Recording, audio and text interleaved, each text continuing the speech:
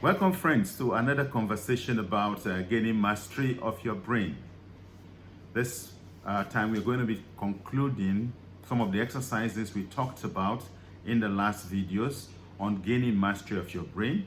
And I'm still talking about exercises to improve your short-term memory or your long-term memory. So generally, how do you improve your memory for the purpose of gaining mastery of your brain?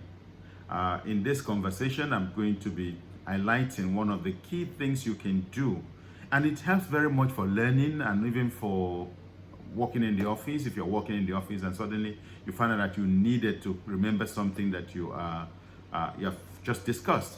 So I would want you to be introduced to the concept of mnemonics. Mnemonics is a term that refers to how you put things in abbreviations and shortages to represent a certain kind of thing to aid your memory. Mnemonics are memory aid. They aid your memory when you are reading, when you are writing, so that you recall the things that you have done before, or you recall the thing you have studied before. Mnemonics are useful, especially when learning, or when you are even in a meeting and you are taking down notes about the things that are happening. You can have a shorthand summary of what the key points are by using mnemonics. By using mnemonics, you summarize, but you have a visual presentation of what that is.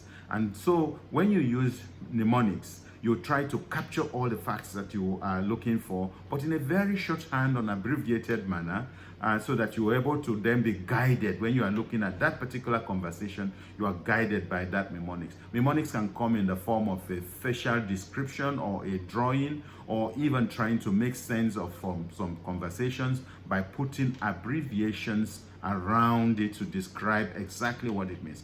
For instance, we're talking about the strengths, weaknesses, opportunities, and threats.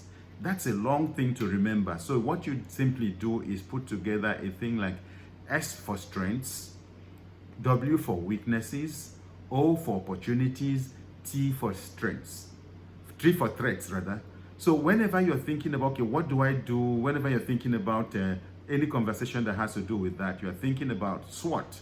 So when you think of SWOT, that's the mnemonic for strengths, weaknesses, opportunities, and threats. And you can turn almost everything, every conversation you have in that particular pattern. And when you do that, you find out that you're able to aid your memory. So that's why mnemonics are called memory aids. In the next conversation, I'm going to be talking more about those other exercises and begin to take you through it in detail. So stay tuned with me.